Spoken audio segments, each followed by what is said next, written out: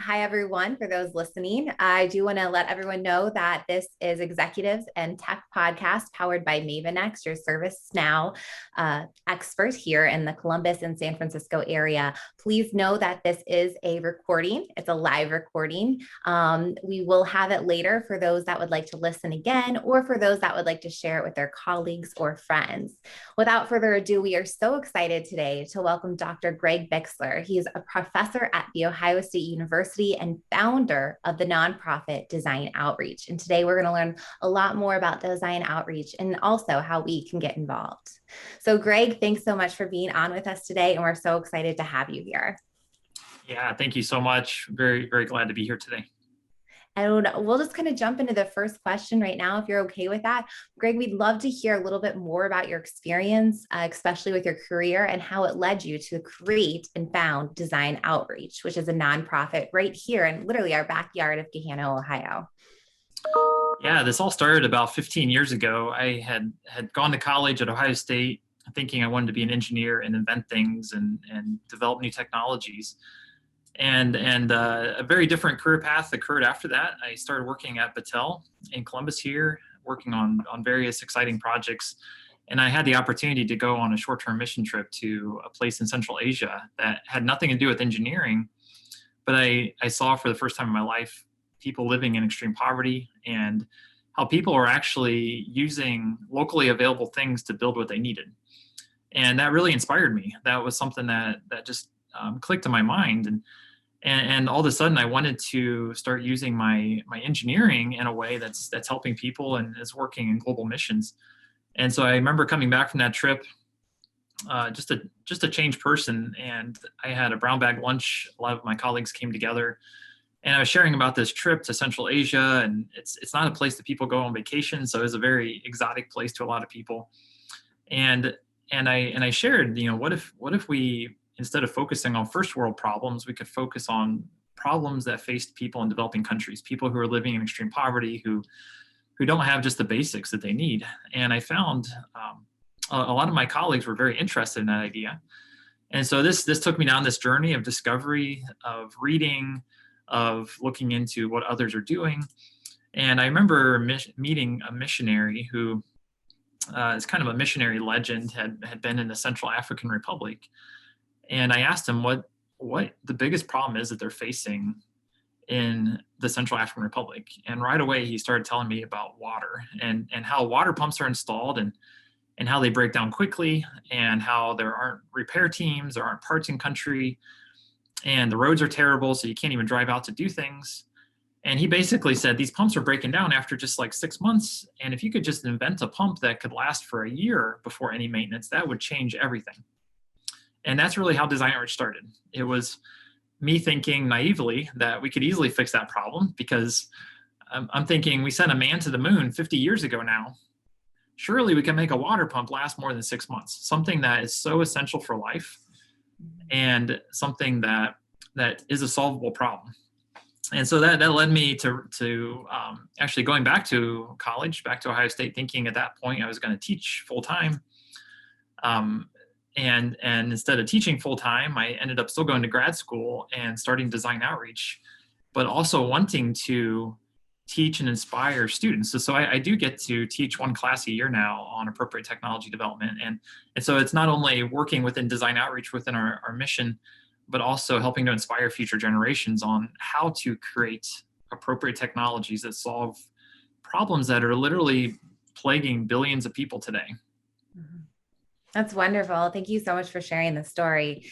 And you might be touching this as we go on throughout these questions, but I do recall being at COSI a few years ago with my son, and we saw a really neat exhibit there. And if I'm not mistaken, after additional conversations with you, it was actually your prototype that COSI was sharing with all these children. Is that correct? Yes. Yep. Okay. And this was one of the first prototypes that you started to use with Design Outreach? Yeah, so we partnered with COSI and brought our what we call our mobile display pump. So this is the LifePump, which was really the first innovation that we started working on. We set out to help solve the world water crisis, and we really didn't know anything about pumps. We didn't know anything about the water problem. until we started digging into it and realizing that there's these pumps that are installed, and they only last like 6 months. And then the other major problem is the pumps don't go deep enough. And so even though there might be a pump somewhere, the pumps are not designed to go below maybe 150 feet.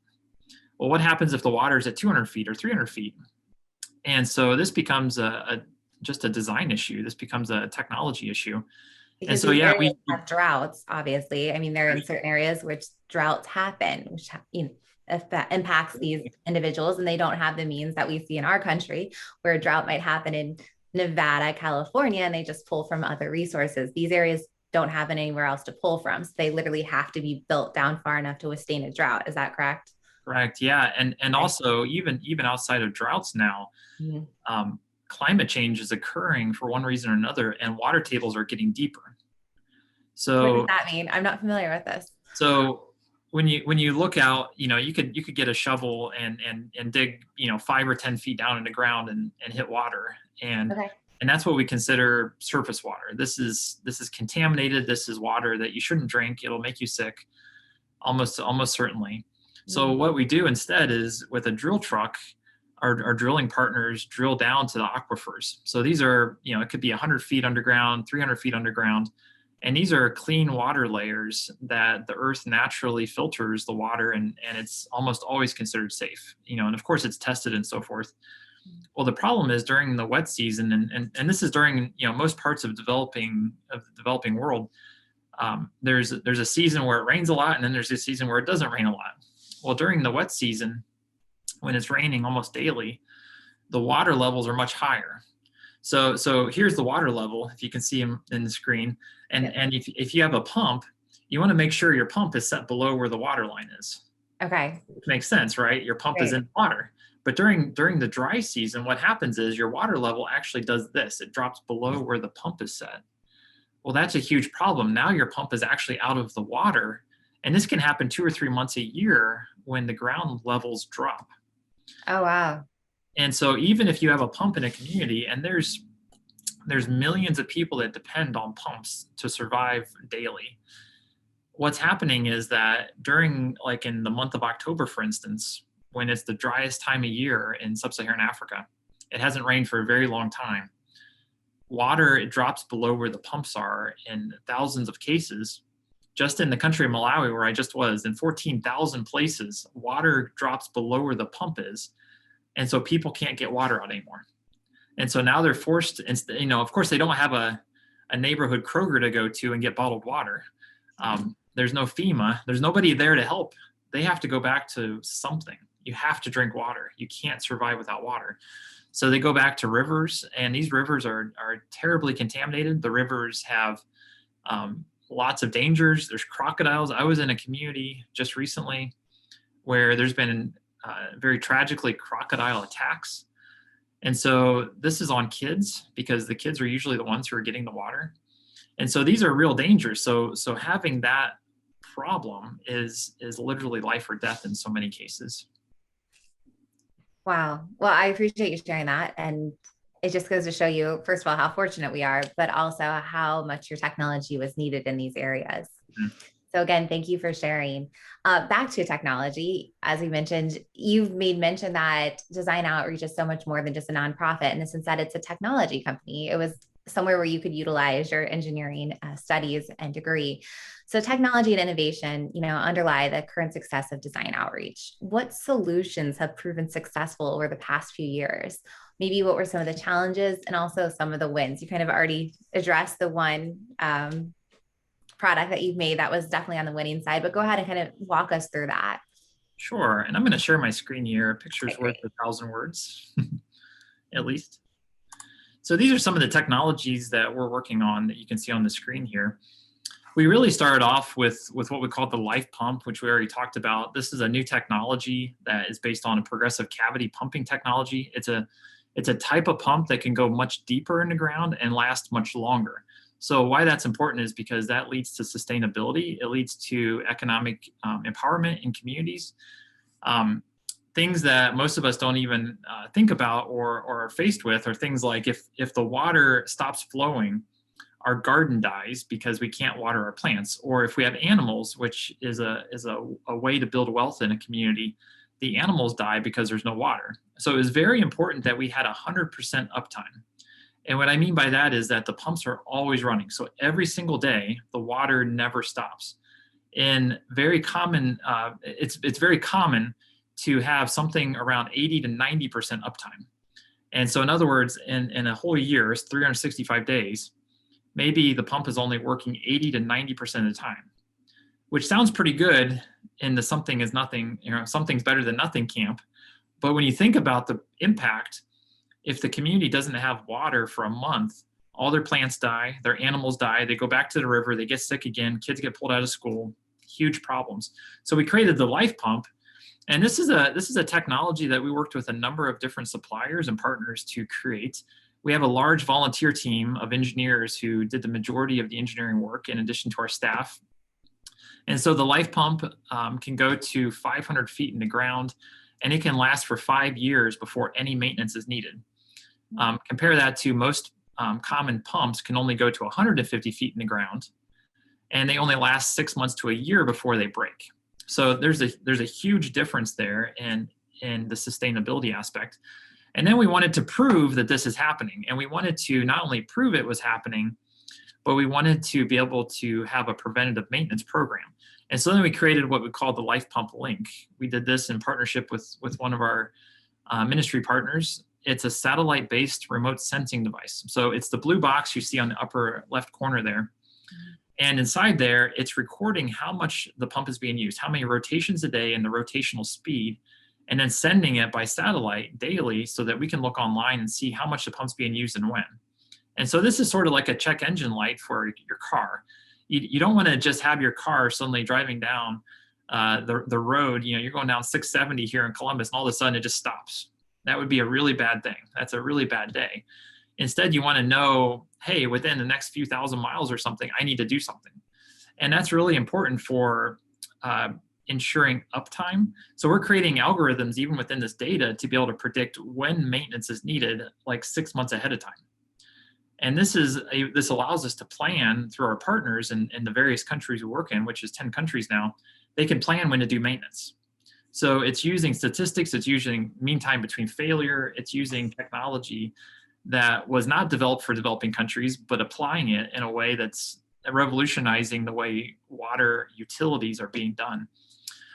We then took the LifePump to another step. We said, okay, in communities where there's a life pump, often the population grows to the point where we're unable to provide enough water through just a manually operated pump because the flow rate is not fast enough. There's not enough hours in a day. Some of our pumps are being used somewhere around 20 to 23 hours per day. So in other words, somebody's turning the handles nonstop the entire time. So we had this idea, what if we could motorize the pump? But the problem with the motor is that it requires electricity. And in the places where we're working, very remote, very marginalized rural communities, there's no electricity. So then you have to go with solar panels. Solar powered has the problem of being broken easily, being fragile, lightning strikes, theft, vandalism. So we created what we call the auto life pump, which is motorizing the pump, increasing the flow rate, but then having what we call a manual backup so that it doesn't have to depend on electricity to get water. We created what we call the Life Tap. It's a self-closing water valve.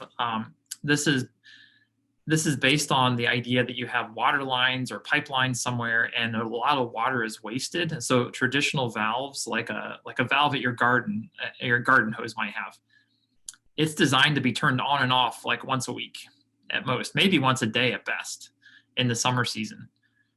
But when you have a community of 500 people or 1,000 people and they turn it on and off hundreds of times a day, it starts breaking, it wears out within months and starts leaking terribly and it wastes water. So we created a self-closing water valve so that when you lift it up, it turns on and you let go, it turns off. So all these technologies in water, they're not super complicated except for the premise that it has to last and it has to have a very long life cycle. It has to have a very low cost of operations and maintenance, which is very much high performance engineering. These are constraints that are far more difficult than projects I worked on in previous part of my career and many of my colleagues, because we have cost constraints, we have cultural constraints, we have reliability constraints, supply chain. These are not places where if something breaks, it can get fixed quickly. And if it breaks, it's going to impact people's lives. It could take a life. And so just because of people going back to dangerous places and drinking bad water in this case, we're now working on a project called the Life Latrine, which is reimagining how pit latrines are being made so that they can be reused and more affordable for single family households to replicate latrines that might be donated to them, but replicate them after they've been filled. So when they fill, they're not being remade in many cases because the family can't afford that. So we've been working on a project to reimagine that. And then we've been working on a couple of healthcare challenges. So our focus is really creating appropriate technology, partnering with various organizations around the world. These are missionaries. These are, in the case of the medical devices, a Christian hospital in Zimbabwe. We're partnering with these organizations so that they can fulfill their mission better. So we're not trying to replicate what they're doing. We're trying to help them be more successful, give them better tools. And so those are just some of the technologies that we've been working on recently. As you can see, it's, one of our partners says, and he works in Haiti. Haiti's the land of endless needs. So it's really the question of what do you prioritize and what do you focus on versus what do you leave up for somebody else. And if I can shift gears here just for a second, I want to show a quick picture. This is from June. So I was just personally, once again, in Malawi. We're visiting several places, a couple different countries. This is one of our pumps that was installed in December. This is in a community called Chikwangwala, which is a fun name. Very tragically, when we were there in in December this last year, there was an attack in a neighboring neighborhood, so another community close to this one, where a young lady was killed by a crocodile in a river where these kids were getting water. The girl on the left, her name's Cecilia, and we did a short documentary on her and her life in this community, and it turns out that her nephew was actually also tragically attacked by a crocodile and died. So this is a real problem. As we talk about world problems, these are problems that I can't even imagine as a dad who has 3 young kids, sending my kids to a river known for crocodile attacks. And so when they got news that they were getting a pump, and in this case, the water was too deep for other pumps, they got a LifePump. There was a huge celebration. This community is already transforming in just 6 months. There's already a large garden getting started. And we can prove that this pump's being used. In this case, it's not a huge community, but this is the LifePump link data. So this is the satellite data. This was from a couple of weeks ago now, or a week ago. But just looking at this pump's being used about 3 to 4 hours, 2 to 3 hours a day, which is showing the consistency and the confidence that water is flowing. And we have these monitors now in several countries. Several are just coming online in Kenya right now. One of our partners in Western Kenya is installing LifePumps. And we're able to see when the pump gets installed, when they turn on the LifePump link, and we're able to see how much it's being used and when. And just out of the LifePumps that have had these monitors on them in 5 different countries in the last couple of years, we're seeing 99% average uptime. So in other words, these pumps globally are working 99% of available days, which is huge. Comparing that to like 80%, which is considered good for most organizations. So with that, we're really transforming the status quo when it comes to technology and expectations for people living in extreme poverty. It's really raising the bar. So, and the problem is technology development is expensive. Engineers are expensive people, designers, project managers, building prototypes, testing. Those are expensive things to do. And so we created a network of various partners, and these are individuals, corporations, and so forth, that come together as subject matter experts on our project teams to help solve these problems that the for-profit world can't solve because there's not enough funding or there's not enough profit. The nonprofit world outside of DO can't solve because donors typically like to pay for projects and not for R&D. So we created a model where we can combine philanthropic dollars with volunteer hours and create these technologies. Oh, wow. That's a great model. And that's specific to design outreach. Mhm. Like I tell people, we wouldn't have started this 10 years ago if somebody else was already doing it, because it's a lot of work to start an organization, to work in other countries, culturally, logistics, financially, and then you have COVID now. So there's lots of challenges, but I can't imagine doing anything else. It sounds like you found your passion and you're obviously making a huge impact, which is very exciting. And as you just mentioned, COVID, it kind of leads us into our next question. So obviously there's a global shortage of clean water for individuals across the globe. But not only that, your team is utilizing technology to help solve this issue.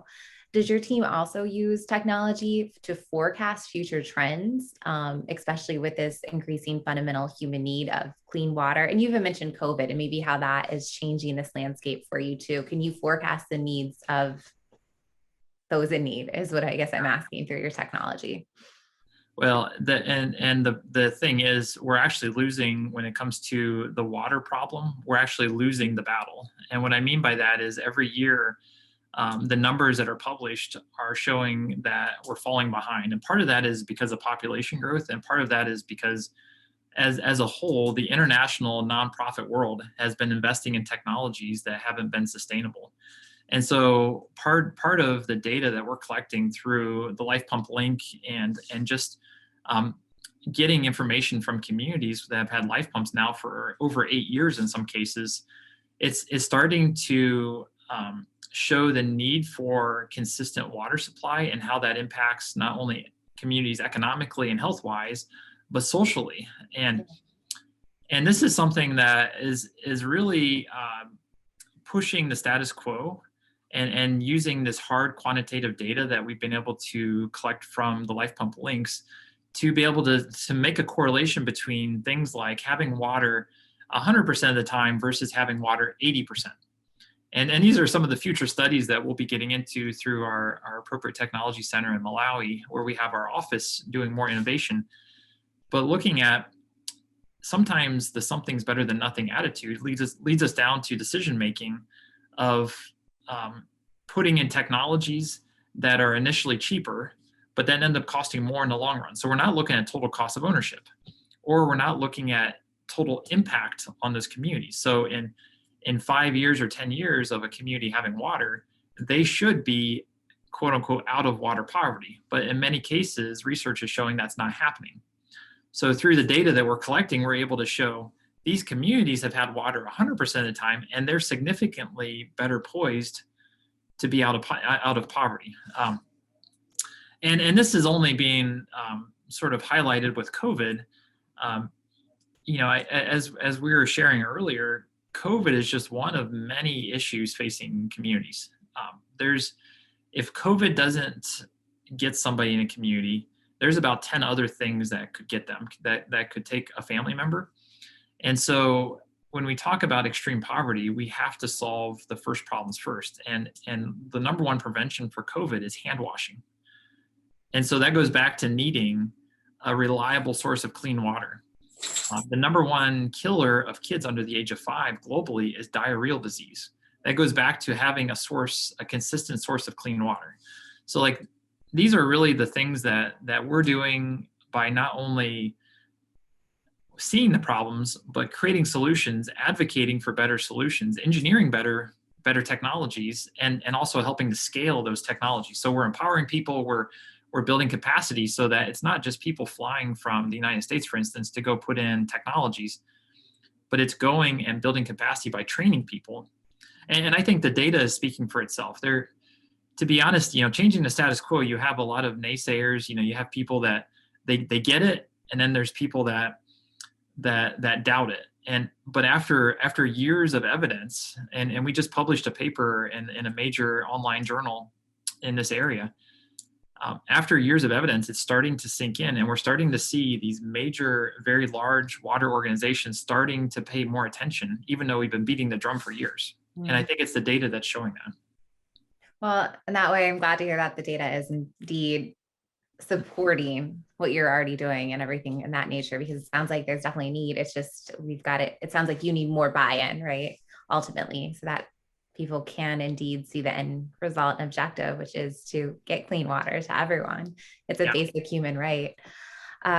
So that brings me, and I know we're encroaching upon 5 o'clock, so I'll try to hurry up here. But the next question is just really, how can people get involved? So your local, not local company, but a local nonprofit here, is there an easy way for people that can get involved? Is it one of those things that they need to be involved with, like a church or something like that? You mentioned people volunteering over, actually going over to Africa. What are the stages of involvement, and where do you see people can actually get involved, let's say sooner rather than later? Yeah, there's lots of opportunities, and I was going to mention just a couple here. So let me go back to sharing my screen. Okay. And all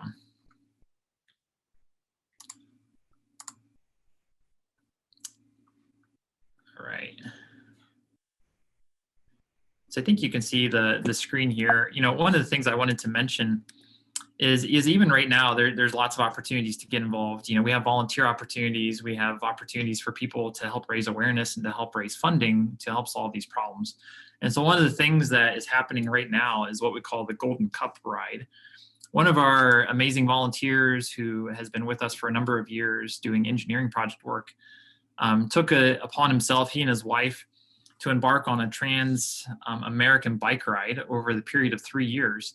And he started it last year in COVID, despite COVID going on and so forth, raised enough money to put in a handful of life pumps, and then came back this year and said, I want to do even more life pumps. And so set a goal to do 7 life pumps and to involve many other people. And so this is going on right now today. If you get on our social media, you can follow this with us.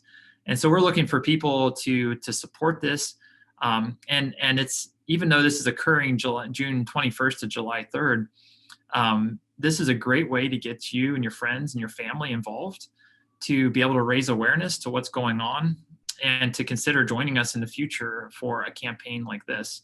Another way of raising awareness is what we call joining us in one of our Life in Malawi events. So these are small setting events where we essentially created a kit. It's experiencing Malawi in a box, and it's kind of a combination of experiencing the sights, sounds, and smells of Malawi in your home with your friends and family. There's food, there's activities, there's different things to learn. And then there's a book that we call the Junior Explorer Program for kids. And it's also a way to get families more educated about what Malawi's like, the history of it, the people, the culture, the animals, the food. And it's a very popular program and very fun way to get kids involved of all ages. And so it's not just young kids, it's kids of all ages. It was actually inspired by the National Park Service program, the Junior Ranger program. So we are inspired by that, and we took it to a next level and applied it to Malawi. So that's just a couple ways that it takes a lot of people to raise awareness, to help communicate, to do things like this, to open our networks. This is not a problem that a few people can solve. This is going to take a lot of people and a lot of resources, but it's a solvable problem. And then on the technical marketing, business development side, please get in touch with us. We have opportunities where we're still very heavily volunteer based, and that's part of our DNA as an organization, is working with professionals who are volunteering their time and talent and often giving treasure to help make things happen. And I can't tell you how many times where we've run into a problem and we've prayed specifically that we get the world's expert in whatever area. And lo and behold, a day later, God just drops somebody in our lap and we're solving that problem. And so we're pushing the envelope in different areas, not just technologically, but having some of the best program managers working with us, some of the best communication people, marketing people, attorneys, finance people. So if there's someone out there who says, this is awesome, and you're just as excited as we are about it, or even just interested in learning more, please get in touch with us. And we'd love to chat and even give you a tour and show you what's going on here. Greg, thank you so much. This has been just a wealth of wonderful information. Obviously, numerous ways for people to get involved, everywhere from, as you mentioned, the campaign for the Golden Cup ride. That sounds very interesting. I would love to learn more about that. And also, just as you mentioned, with the kids' boxes, what a great idea! And what child doesn't want to experience something new and different? And especially with COVID, where the kids have not been traveling much, allowing them to actually hold something and feel that they are part of something a little bit outside of their everyday. So just thank you again for sharing this. I know I, for one, learned a lot. I'm sure our listeners and future listeners will learn a lot as well. We'll be sure to include your website as well when we go and make this live on YouTube and whatnot, so that they can go to Design Outreach. And I would assume all this is on your website as well for Yes. involvement. Yeah. Okay, Yep. great. Well, Greg, thank you so much. We did hit the 5 o'clock. So again, appreciate our listeners joining in, and thanks again. And we'll see everyone soon. Everyone take care, and thank you. Yeah. Thank you so much. Bye bye. Bye.